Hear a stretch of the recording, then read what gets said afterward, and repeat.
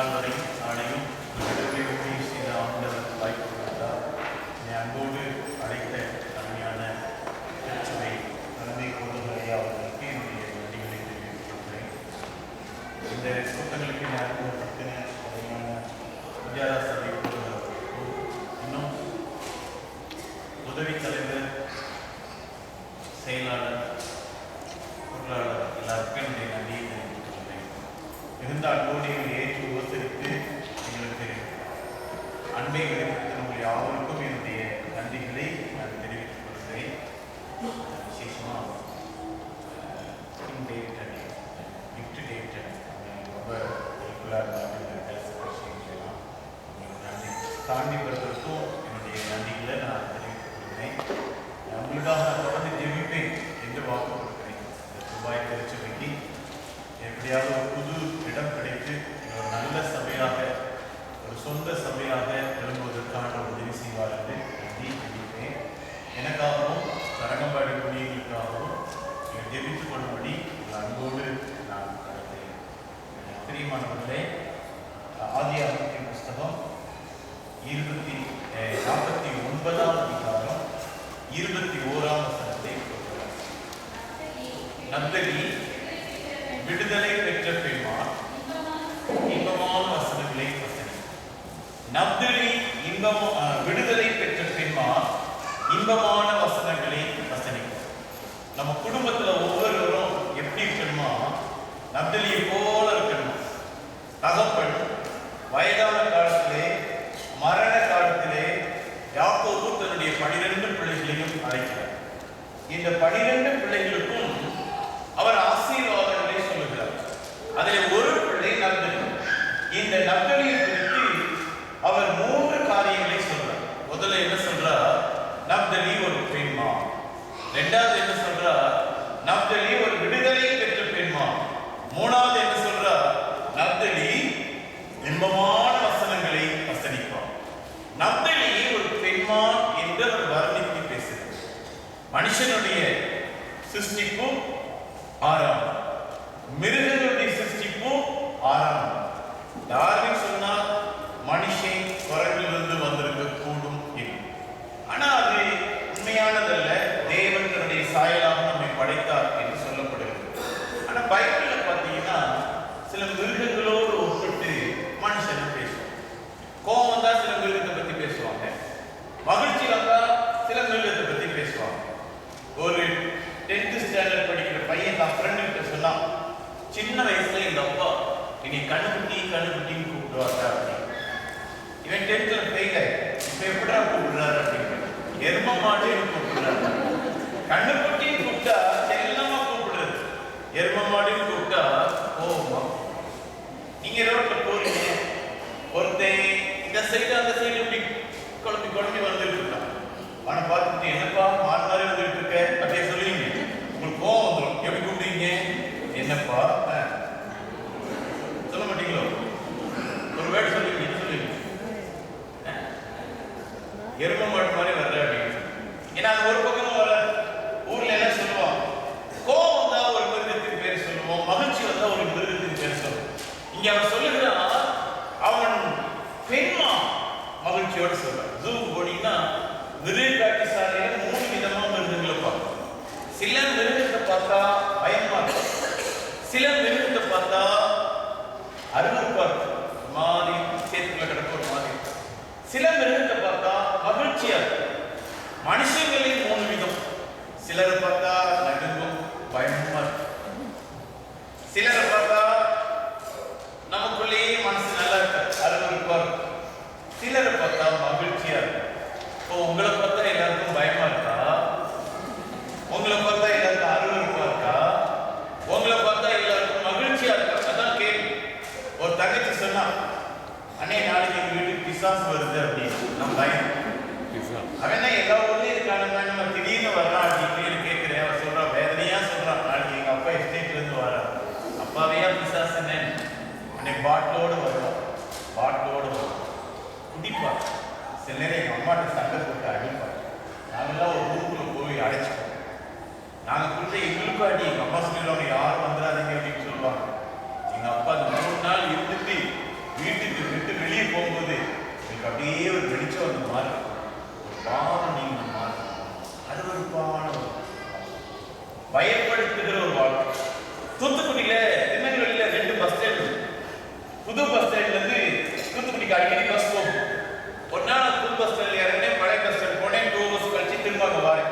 நான் போகும்போது இந்த ஒரு ஊழியக்காரர் உட்கார்ந்துருந்தாரு, 2 மணி நேரமா அங்கே உட்கார்ந்துருக்காரு. தூத்துக்குடிக்கு 5 நிமிஷத்துக்கு ஒரு பஸ் போகுமே, ஏன் இங்க உட்கார்ந்துருக்காரு பஸ் கிடைக்கலையான்னு கேட்டேன். இல்ல வீட்டுக்கு போனா சண்டை வந்துடும், அதனால கொஞ்சம் லேட்டா போகலான்னு உட்கார்ந்துருக்கேன். பயமா இருக்கும், பயமா இருக்கு. சில பெற்றோர் நினைப்பாங்க 365 நாளும் காலேஜ் வச்சா பரவாயில்ல, ஒரு நாள் லீவ் விட்டாலே பண்ற நாடகம் தாங்க மாட்டேங்குது. பிள்ளைங்க பயம் காட்டுறாங்க, பிள்ளைங்க பயம் காட்டுறாங்க. பயப்படுத்தும் உறவுகளாக, ஒருவேளை நாம் பலரை கஷ்டப்படுத்தும் உறவுகளாக இருக்கக்கூடாது. ஒவ்வொரு கணவனும் தீர்மானிக்கணும், என்னால என் மனைவியும் பிள்ளைகளும் ஆசீர்வாதமா இருக்கணும். ஒவ்வொரு மனைவியும் யோசிக்கணும், என்னால என் கணவனும் பிள்ளைகளும் சந்தோஷமா இருக்கணும். ஒவ்வொரு சபையாலும் யோசிக்கணும், என்னால என் திருச்சபையில் ஒரு பிரச்சனை இருக்கக்கூடாது. நான் ஒரு ஆசீர்வாதத்தின் பாத்திரமாக இருக்க வேண்டும். 2 காரியத்தினால நம்ம ஆசீர்வாதமா இருக்கணும். பைபிள் சொல்கிறது, யோசேப்பு நிமித்தம் கர்த்தர் லாபானின் வீட்டை என்ன செய்தார்? ஆசீர்வதித்தார். நல்ல கவனிங்க, ஒழுக்கமா இருக்கவங்க இருக்கிற இடத்துல என்னைக்கு ஆசீர்வாதம். ஆமென் சொல்லுங்க. இன்னைக்கெல்லாம் நல்ல கவனிக்கணும். உலகம் திறந்து கிடக்கு, நம்ம இஷ்டப்படி போகலாம். மனுஷனுக்கு செம்மையாய் தோன்றுகிற வழிகள் உண்டு, முடிவோ மரணம். நமக்கேன்னு ஒரு எல்லை வைக்கணும், நமக்கேன்னு ஒரு நீதி வச்சுக்கணும். இப்படி ஒரு வாழ்க்கை வாழும்போது அது ஒரு ஆசீர்வாதமான ஒரு வாழ்க்கை. ஆனா நினைச்சபடியெல்லாம் வாழ்ந்துட்டு நான் யாருக்கும் ஆசீர்வாதமா இருக்கேன். என்னுடைய வாழ்க்கையிலே இந்த வேத வசனத்துக்கு ஒட்டி அவர் தன்னுடைய வாழ்க்கையை ஒரு கட்டுப்பாடோடு அமைத்துக் கொண்டார். எப்படி ஒரு கட்டுப்பாடோடு அமைத்துக் கொண்டார்? இந்த உலகத்தில் இருக்க யாரை விட தெய்வம் தான் முக்கியம் நினைச்சார். அவரால் உண்மையா வாழ முடியும். நம்ம லைஃப்லயே அதான், உலகத்துல எல்லாத்தோட தெய்வம் முக்கியம் நினைச்சா நம்ம ஒரு நாள் தப்பு பண்ணவே மாட்டோம். அவர் சரியான ஒரு எல்லையை வகுத்து வாழ்ந்தார். அதே மாதிரி இந்த யோசிப்புடைய வாழ்க்கையில் ஒரு அற்புதமான இன்னொரு தேவ மனுஷனுடைய வாழ்க்கையில் ஒரு அற்புதமான காரியத்தை பார்க்கிறோம். யாருன்னு கேட்டா யாக்கோபு தன்னுடைய மாமனாரை பார்த்து சொல்லுவார், மாமா, நான் வர்றதுக்கு முன்னால உங்களுக்கு இருந்தது கொஞ்சம், நான் வாழ்ந்த பிறகு உங்களுக்கு இருக்கிறது அதிகம் அப்படின்னு சொல்லுவார். இந்த காலத்து மாமனார் மருமகனை பார்த்து சொல்லுவார், மருமகனே, நீங்க வர்றதுக்கு முன்னால நான் லட்சாதிபதி, நீங்க வாழ்ந்த பிறகு நீங்க தான் சொன்னீங்க, நான் இல்லை பிச்சாதிபதினு சொல்லுவாங்க. ஏன்னா டவரின்னு சொன்னாங்க, ஊர்ல ஒரே டவரி பிரச்சனையா தான் இருக்கும். ஒருவேளை அநேக மருமகள் மாமனாருக்கு கஷ்டங்களை கொடுப்பாங்க. ஆனா இந்த யாக்கோபு அவர் மாமனாருக்கு ஆசீர்வாதமா இருந்தா. எப்படி ஆசீர்வாதமா இருந்தா? ரொம்ப அழகா சொல்றார், இரவும் பகலும் தூக்கம் எனக்கு தூரமாக இருந்தது, நசல் கொண்டதை கேட்டு வாங்கினி, நான் குளிர்ல கஷ்டப்பட்டேன், இப்படி நான் உழைத்தேன் சொன்னோம். சுறுசுறுப்புள்ளவங்க, ஆக்டிவா இருக்கவங்க இருக்கிற இடம்லாம் ஆசீர்வாதம். ஆனா இந்த காலத்துல நம்ம பிள்ளைங்களாம் 2 வாரத்தோட பிறக்கிறாங்க. நல்லா தூங்குறது, நல்ல டிவிலையோ கம்ப்யூட்டர்லயோ உட்கார்ந்து அசையாத சீவன் வருவது மாதிரி உட்கார்ந்து இருப்பாங்க. நல்ல கவனிங்க, அது தப்பு. எல்லாரும் அது ஒரு எல்லை இருக்கு. 1 மணி நேரம் நான் இருப்பேன், அவ்வளவுதான். ஏதோ ஒரு சேஞ்சுக்கு 1 மணி நேரம் இருப்பேன். அது மேல நான் 4 நிமிஷம் உட்கார்ந்து இருந்தேன்னா என்னுடைய மனதில் பாதிக்கப்படும், உடலில் பாதிக்கப்படும், நான் சோம்பேறியா மாறி. ஒரு சுறுசுறுப்புள்ளவங்க இருக்கிற இடத்துல ஆண்டவருடைய கரம் இருக்கும். ஒரு சாட்சி சொல்லும்போது அழகாக சொன்னாங்க, ஒரு சகோதரன் சொன்னாங்க, வேலை நல்லா செய்வாங்க என் ஒய்ஃப் அப்படின்னு சொல்லி சொன்னாங்க. அப்ப நிறைய அம்மா மறைச்சு பார்த்தாங்க. எனக்கே பரிதாபமா இருந்துச்சு. பொதுவாக எல்லாரும் சில நேரம் வெளியே வேலை பார்த்து டயர்ட் ஆகிடும். வீட்டு வேலைகள்லாம் நம்மளால முடியாம போகிறது, பிரச்சனைகள் இருக்கலாம். ஆனா வீட்டு வேலையில கணவன் மனைவி நம்ம சேர்ந்து செய்யணும். ஒருவேளை எல்லா வேலையும் எல்லாரும் பங்கெடுக்கணும். பிள்ளைங்கள்லாம் அந்த காலத்துல பெற்றோரோட உதவியா நிற்பாங்க. எல்லாம் இப்ப வேறுபட்டு நிற்கிறாங்க. வீடு நம்ம எல்லாரும் சேர்ந்து ஆக்டிவா அந்த வீட்டுல நல்ல ஒரு பிளஸிங் இருக்கு. ஒருவேளை எந்த வேலைனாலும் சரி, ஒரு வீட்டுல சர்வெண்ட் இருந்தாலும் கணவன் 2 வெங்காயம் வச்சு கொடுத்தா மனைவி சொர்க்கத்துக்கு போயிடுவாங்க. அடிக்கடி அவங்க மனைவி நீங்க சொர்க்கத்துக்கு அனுப்பணும்.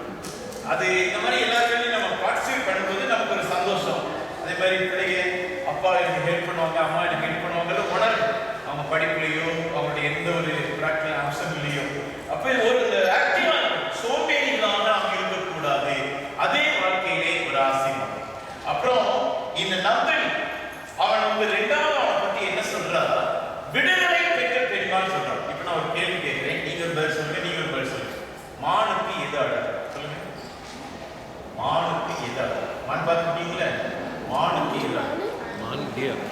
கொம்பா கண்ணா துள்ளி ஓடுறது அழகா சொன்னாங்க. கண் அழகுதான், கொம்பு அழகுதான். கொம்பு இல்லாத மாட்டு இருக்கு, புள்ளி இல்லாத மாட்டு இருக்கு. ஆனா கவிஞர்கள் எழுதும் போதெல்லாம் அந்த துள்ளி ஓடுறது தான் எழுதுவாங்க. இந்த பைபிள் இருக்கு, அவரின் கால்களை மான்களுடைய கால்களை போடுறார். உன்னத பாட்டுல மான்களை போட துள்ளி துள்ளி வருகிறார்.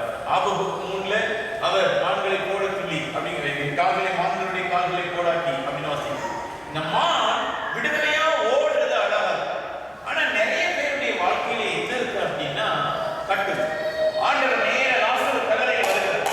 லாசரு கல்லறையில் வந்து நின்றுட்டு அவர் கல்லை எடுத்து போட சொன்ன உள்ள பார்த்தா லாசரு தலையிலிருந்து கால் வரை கட்டப்பட்ட நிலையில் இருக்கான். லாசருவே வெளியே வா அப்படின்ட்டார். உடனே அவன் எழுப்புறான். எப்படி எழுப்புறான்? தலையிலிருந்து கால் வரை கட்டாரு. அந்த கட்டோட அப்படியே எழுப்பார்.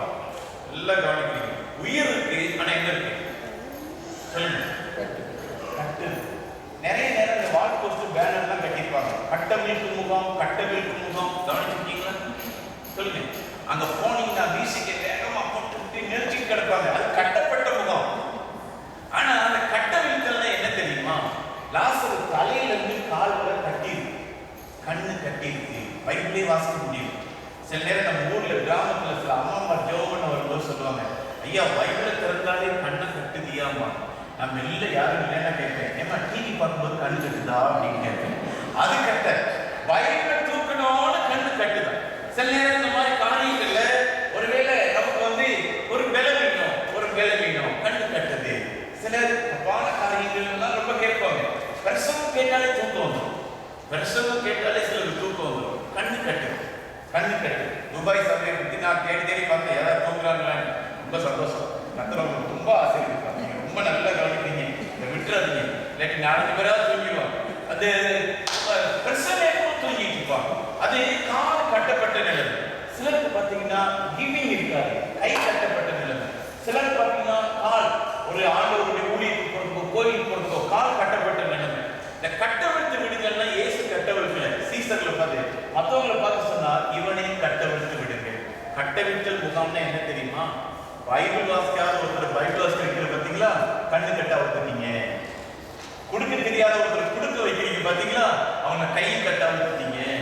கோயிலுக்கு வராத ஒருத்தர் கோயிலுக்கு கூட்டிட்டு வந்தீங்க பார்த்தீங்களா? கால் கட்ட வைக்கிறீங்க. ஜோமனா தெரியாத ஒருத்தர் ஜோமனா வச்சிருக்கீங்க பார்த்தீங்களா? ஆய் கட்ட வைக்கிறீங்க. இதுதான் கட்டவிழ்த்தல் முகாம். அங்க பண்ணிட்டு ஆகணும். அது கட்டவிழ்த்தல் முகாம் கிடையாது. நீங்க ஒவ்வொரு வாரமும் கட்டவிழ்த்தல் முகாம் நடத்தணும். அப்படின்னு சொல்லுங்க. வாழ்க்கையில மாசம் ஒருத்தரையாவது கோயிலுக்கு கூட்டிட்டு வந்து வராத ஒருத்தரையாவது ஜோம் பண்ண வைப்பேன், ஒருவரையாவது பைபிள் வாசிக்க வைப்பேன். இந்த விடுதலை இல்லைன்னா கட்டப்பட்ட நிலைமை. நீங்க நிறைய பேருக்கு உயிர் இருக்கு, ஆனா கசு. சில விடுதலை வாழ்க்கையில ஆவிக்குரிய காரியங்கள்ல ஒரு நாட்டம் இல்லாமல் அப்படி நிர்விசாரமா இருக்காங்க. நம்ம சபையில அப்படி இருக்காங்க. அவங்களுக்கு ஊழியர்களை பற்றி அக்கறை கிடையாது, ஆலயத்தின் வளர்ச்சியை பற்றி அக்கறை கிடையாது, வேதம் வாசிக்கிறதை பற்றி அக்கறை கிடையாது, ஆண்டோடைய வார்த்தைகளை கேட்கணும் அப்படிங்கிறது அக்கறை கிடையாது. ஏதோ ஒரு பேர் கிறிஸ்தவ வாழ்க்கை. இதுதான் கட்டப்பட்ட வாழ்க்கை. ஆனா நப்தலியை குறித்து அவர் என்ன சொல்லுகிறார்? அவன் விடுதலை பெற்ற பெண்மான் அப்படின்னு சொல்றார். கடைசியா முக்கியமா சொல்ல வர்றது என்ன தெரியுமா? நப்தலி எப்படிப்பட்டவன்னா இன்பமான வசனங்களை வசனிப்பான் அப்படின்னு சொல்லி. நப்தலி இன்பமான வசனங்களை வசனிப்பான். பைபிள் முழுசு தேடிப்பான். நப்தலி என்ன பேசியிருக்கான்? ஏதாவது இன்பமா பேசியிருக்கான்னா ஒண்ணுமே கிடையாது. யாக்கோபு சொல்றார் இன்பமா பேசியிருக்கான். மேத்யூ ஹென்ரின்னு ஒரு ஆராய்ச்சியாளர் இந்த விளக்கத்தை கொடுக்கிறார். ரொம்ப அழகா கொடுக்கிறார். என்ன கொடுக்கிறான்னா யார் இந்த நப்தலி? யார் இந்த நப்தலி? யாக்கோபுடைய மனைவியாகிய ராகேல் குழந்தை இல்லாத நிலையில நம்ம நினைக்கிறாங்க நான் அழகா இருக்கேன், எனக்கு குழந்தை கொடுக்கும். இல்ல, குழந்தை கிடைக்கல. தூதாயின் கனி சாப்பிட்டு குழந்தை கிடைக்கல. அவங்க என்ன செய்தாங்கன்னா குழந்தை இல்லாத நிலையில அந்த கால உலகத்துல ஒரு வழக்கத்தை ஃபாலோ பண்றாங்க. வேற காரியே தன் கணவன். இது உலகத்துல வழக்கம்.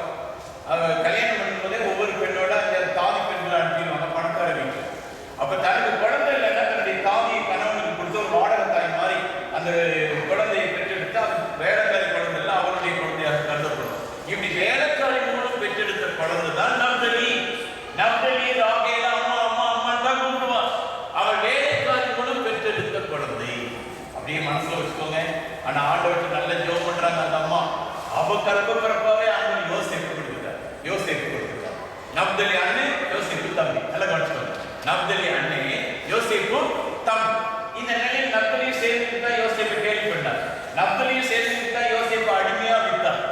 20 வருஷம் பொறுத்து யோசேப்பு தன்னுடைய அன்னைமார்க்கத்தை வெளிப்படுத்திட்டு சொன்னார், அப்பா கிட்ட சொல்லுங்க நான் உயிரோடு இருக்கேன்னு, நீ எல்லாம் வாங்க நான் உங்களை பராமரிக்கிறேன்னு சொன்னார். இப்ப அன்னைமார்கள் அப்படி ஈர்த்திலிருந்து வரும்போது ஒரே போராட்டம். நம்ம என்ன சொன்னாலும் அப்பா நம்ப மாட்டாரு, யார் சொன்னா நம்புவா? அவங்க அப்படியே யோசிக்கிறாங்க. யார் போய் யோசேப்பு உயிரோடு இருக்கிறான்னு சொன்னா நீங்க கதை விடுறீங்கன்னு சொல்லிடுவாரு.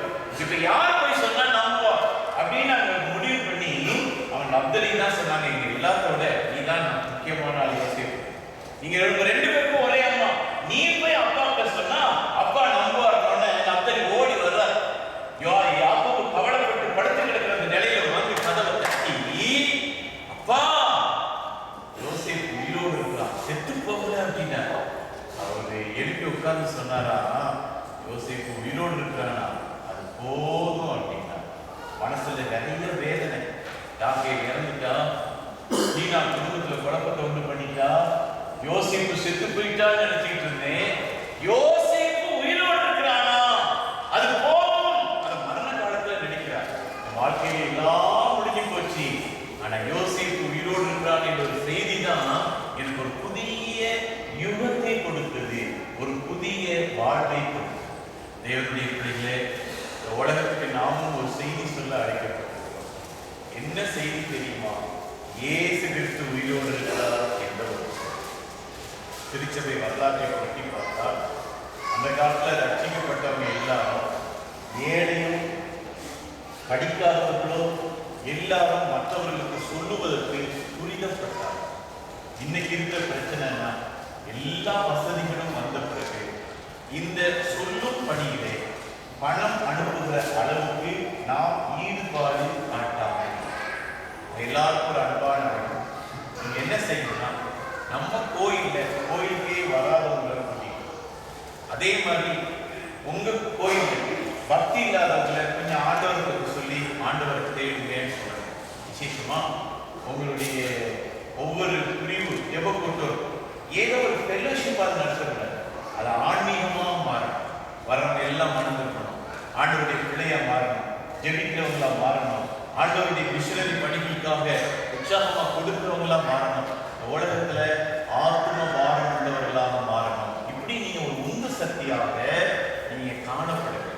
அதே மாதிரி எத்தனையோ இடங்கள்ல கிராமங்கள்ல நீங்க மிஷனரி பணிகளை எடுத்து செய்யுங்க. இதுல இன்னும் நீங்க பெருக வேண்டும். ஒருவேளை நான் ரொம்ப சந்தோஷம், நீங்க வந்து ஹார்வெஸ்ட் சர்ச்சுகள் அமௌண்ட் எல்லாம் மிஷனரி பணிக்கே நீங்க ஒதுக்கிறீங்க. இதோட நீங்க நின்றக்கூடாது, நீங்க இன்வால்வ் பண்ணணும். நீங்க இன்வால்வ் பண்ணணும். வருஷத்துக்கு ஒரு லீவுக்கு போறோம், ஒரு எஃப்எம்பி ஃபீல்டோ என்எம்எஸ் ஃபீல்டோ இல்லை டிஎம்பி ஃபீல்டோ நீங்க ஒரு 3 நாள் போய் இருந்து பார்த்து ஒரு கொஞ்சம் ஊழியை செய்துட்டு வந்தா அது ஒரு ஆசீர்வாதம். முதல்ல மலேசியா நாட்டுல ஒரு அம்மா தன்னுடைய மகளை கொண்டாந்து காட்டினாங்க, ஐயா இருக்கா ஜோ பண்ணுங்க, இப்போ படிச்சு முடிச்சுட்டா நீ வாழ்க்கை முழுசு வேலை பார்க்க போறா. வேலை பார்க்கறதுக்கு முன்னால முதல் வருஷத்தை கத்தருக்குன்னு கொடுத்துருக்கேன், ஒரு மிஷனரியாக இருந்துட்டு அவர் பிறகுதான் உலக வேலை பார்ப்பா. அந்த தாகம், ஆண்டவருக்காக எதையாவது செய்யணுங்கிற தாகம். நீங்க குமரி மாவட்டத்து சார்ந்தவங்க நிறைய இருப்பீங்க. இந்த குமரி மாவட்டத்தின் முதல் கனி யாருன்னு கேட்டா மகராசன் வேதமாணி. இவங்க சொந்த ஊர் எதுனா தஞ்சாவூர் தான். அவங்க தாத்தா என்ன செய்தாருன்னா, தஞ்சாவூர் வந்து நேராக தூத்துக்குடி பக்கம் வல்லநாடுங்கிற ஊருக்கு வந்தார். இந்த வல்லநாட்டில் வந்து விவசாயம் பண்ணிட்டு இருந்தாங்க. அங்கே ஜாதி கலவரம் வந்துருச்சு. உடனே அங்கிருந்து தான் மயிலாடி போய் செட்டில் ஆகிட்டார். அவன் மகராசன் வேதமாணிக்கு நல்ல வசதியெல்லாம் இருந்துச்சு. அவர் வந்து மன அமைதியை தேடி சிதம்பரம் கோயிலுக்கு புறப்பட்டார். அப்ப பல ராஜ்யங்கள் இருந்ததுனால ஒரே ஆபத்தினால ஒரு சாமியார் மாதிரி பண்டார மாதிரி வேஷம் கொண்டுட்டு தான் அவர் போனார். அங்க சிதம்பரம் கோயிலில் இருக்கும்போது ஒரு தரிசனம் கிடைக்குது, இந்த இடம் இருக்கிற இடம் சரியில்லை, அங்க இருக்கிற காரியம் அவருக்கு பிடிக்கல, எழுப்பிட்டார். நேர தஞ்சாவூருக்கு வந்து அதான் சொந்தக்காரங்களை பார்க்க வர்றா. அவங்க சொந்தக்காரங்கள்லாம் ஆண்டோடைய பிள்ளையா மாறி இருந்தாங்க. அவங்க சொன்னாங்க, நாங்க கோயிலுக்கு போறோம் அப்படின்னு ஒரு கோயிலுக்கு கூட்டு வந்தாங்க. இவர் கோயிலுக்கு உள்ள போகல, வெளியே நின்றுட்டு இருந்தார். கோல பையன் ஒருத்தர் நடத்திட்டு இருந்தார். 6வது முடிச்சுட்டு வந்து கையில் ஒரு புஸ்தகத்தை கொடுத்தார். அந்த புஸ்தகத்தை படிச்ச உடனே இவங்க அப்படியே மனம் திரும்பி இயேசு கிறிஸ்து தான் தெய்வம்னு கண்டுபிடிச்சிட்டாங்க, ஏற்றுக்கொண்டாங்க. ஏற்றுக்கொண்ட உடனே ஒரு 6 மாசம் தஞ்சாவூர்ல தரங்கம்பாடியிலே இருக்காங்க. அவங்க பிறப்படும் போது இந்த திருவாங்கூர் கதையை சொல்றாங்க. ரொம்ப கஷ்டம் ஐயா, மற்ற மாவட்டம் மாதிரி இல்லை, அங்க நாங்க பெரும்பாடுபட்டோம். அந்த கோல பையன் அவரை பார்த்து ஒரு காரியம் சொன்னாங்கன்னா, நீ ஊருக்கு போ. அவர் சொன்னாங்க, நீ ஊருக்கு போ, மயிலாடிக்கு போ, போய்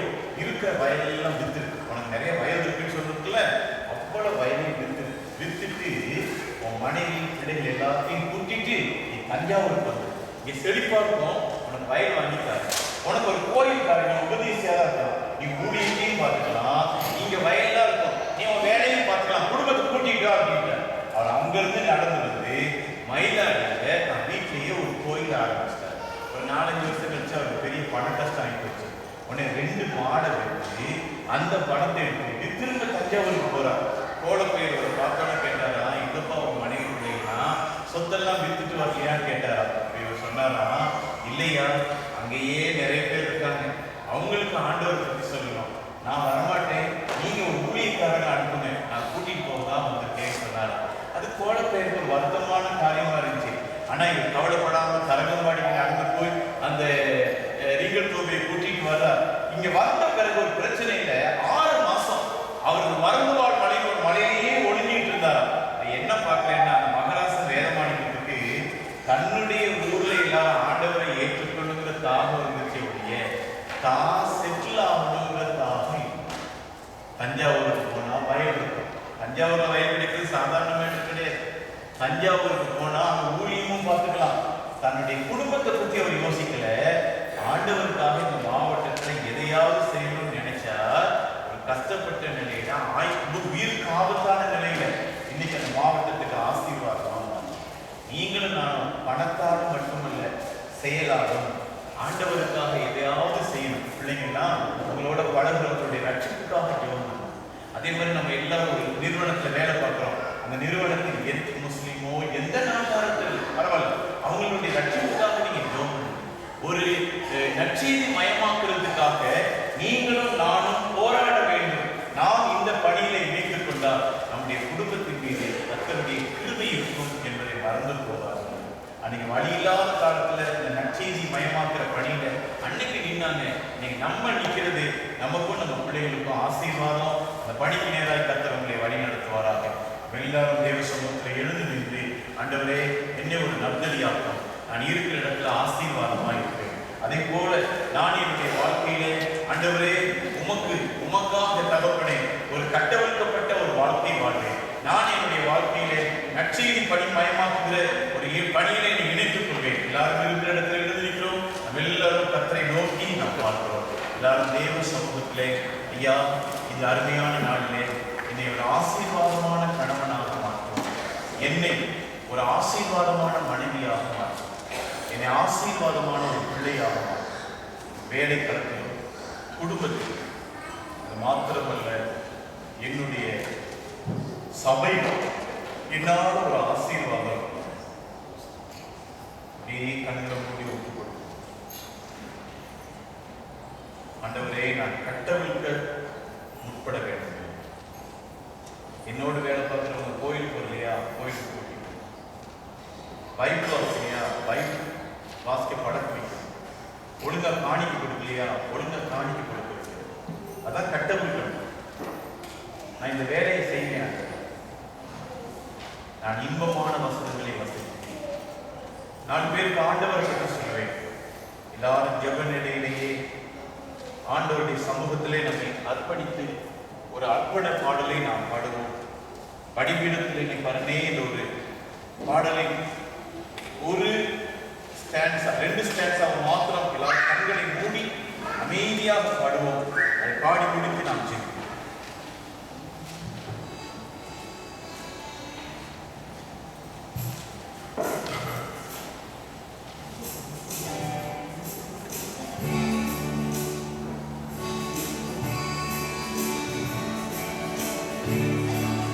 படைக்கும்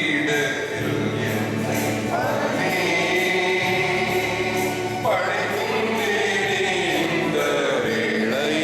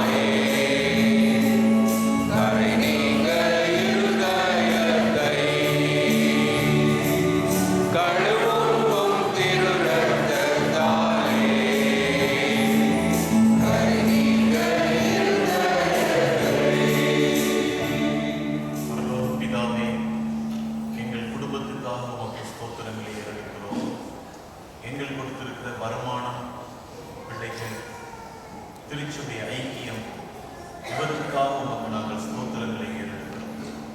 நாங்கள் ஒரு நர்தனியைப் போல ஆசீர்வாதமான பாத்திரங்களாக இருக்க எங்களுக்கு உதவி செய்யணும். மனம் போன போக்கில் எல்லைகளை தாண்டினால் தொல்லைகளை தரும் நபர்களாகவே நாங்கள் இருப்போம். ஆண்டவரே, உமக்குள் ஒரு கட்டுப்பாடான ஒரு வாழ்க்கை வாழ்ந்தால் நீர் எங்களை ஆசீர்வதிக்கிறீர். ஆண்டவரே, சோம்பேறியாக நாங்கள் இல்லாமல் ஒருவரை ஒருவர் தாங்கி நீர் எங்களுக்கு கொடுத்திருக்கிற வேலை, குடும்ப பொறுப்பு, திருச்சபை கடமைகளில் சுறுசுறுப்போடு இருந்தால் எங்களை நீர் ஆசீர்வதிக்கிறீர். ஆண்டவரே, நாங்கள் மற்றவர்களுடைய கட்டுகளை அறுக்கிற, அவர்களை விடுதலை பண்ணுகிற நபர்களாக இருக்க எங்களுக்கு உதவி செய்கிறார். எங்களுடைய வாழ்க்கையிலே சுவிசேஷ முயற்சியிலே நாங்கள் இன்னும் அதிகமாய் பங்கெடுக்க உதவி செய்யுங்கப்பா. பணம் கொடுத்து விட்டோம் என்று சும்மா இருக்காதபடி என்னோடு பழகிற ஒருவருக்கு ஆண்டவரை பற்றி சொல்லுவேன். ஒருவேளை கட்டுப்பாடுகளும் அதிகார மிரட்டல்களும் இருக்குமானால் அவர்களுக்காக ஜெபிப்பேன். ஆத்துமாதை பணிகளை நீ எடுத்துக் கொள்வேன் என்ற தாகத்தை ஒவ்வொரு சகோதரனுக்கும் சகோதரிக்கும் தாய்க்கும் தந்தைக்கும் நீ தந்தருளுவீராக. இந்த கூட்டங்களுக்காக பல்வேறு ஏற்பாடுகளை செய்த எங்கள் தலைமை போதகர் ஐயா அவர்களுக்கும் அவருடைய குடும்பத்துக்காய் ஸ்தோத்திரம், அவர்களை பலப்படுத்தும். புஜாரா சபை போதகருக்காக குடும்பத்துக்காய் ஸ்தோத்திரம், அவர்களை பயன்படுத்தும். அருமையான சைமன் ஐயா அவர்களுக்காக அவருடைய குடும்பங்களுக்காய் ஸ்தோத்திரம் அப்பா. தேவனுடைய கிருபை அவர்களை பலப்படுத்தி உமக்காக பயன்படுத்தட்டும் அப்பா. இந்த திருச்சபையின் உதவி தலைவர், பொருளாளர், செயலாளர், இன்னும் ஆண்டவரே பல்வேறு விதங்களிலே இந்த கூட்டங்களிலே பங்கு பெற்றின ஆண்டவரே, அந்த தகப்பனே, இந்த திருச்சபை பணியாளர்கள், இன்னும் தங்களுடைய பெயரை வெளியிடாமல் இந்த கேசட் பதிவு பண்ணுவதிலே உதவி செய்த பிள்ளைகள், விற்பனையிலே உதவி செய்த பிள்ளைகள், உணவு விஷயங்களிலே பல்வேறு நடவடிக்கைகள் எடுத்த பிள்ளைகள், இன்னும் மணிவேலை அவருடைய எத்தனையோ பிள்ளைகள் ஒவ்வொரு காரியத்திலும் ஆண்டவரை கரம் கொடுத்தார்கள். அவர்களுக்காக நாங்கள் ஸ்தோத்திரங்களை நாங்கள் ஏறெடுக்கிறோம். இந்த அருமையான நாட்களிலே நாங்கள் குடும்பமாய் ஒன்று கூடும்படி எங்களுக்கு ஒரு மனதை கொடுத்தீரே, அதற்காக ஸ்தோத்திரம் அப்பா. உடைய பாதத்திலே எங்களை தாழ்த்தி ஒப்புக் கொடுக்கிறோம் மகாராஜா, பணிந்து ஒப்புக் கொடுக்கிறோம் மகாராஜா. கர்த்தருடைய ஆசீர்வாதம் எல்லா குடும்பங்களிலும் நிறைந்து இருக்கட்டும் ஆண்டவர், நிறைந்து இருக்கட்டும் தகவல். ஏதாவது பாரத்தோடு உடைய பிள்ளைகளுக்கு இருப்பார்களே, ஆனால் அதை சீக்கிரத்தில் இந்த பாரங்கள் எல்லாம் நீங்கி ஆண்டவர் எங்களை சந்தோஷமாய் வைத்திருக்கிறார் என்று சொல்லத்தக்கதாக ஆண்டவர் இரக்கம் செய்வீராக. சிறு குழந்தைகளுக்காய் ஜெபிக்கிறேன், படிக்கிற பிள்ளைகளுக்காய் ஜெபிக்கிறேன், வாலிப தம்பி தங்கச்சிமாருக்காக ஜெபிக்கிறேன் ஐயா. இளம் வயது பெற்றோர், நடுவயது பெற்றோர், முதிர்ந்த பெற்றோர் ஒவ்வொருவருக்காக ஜெபிக்கிறோம் அப்பா.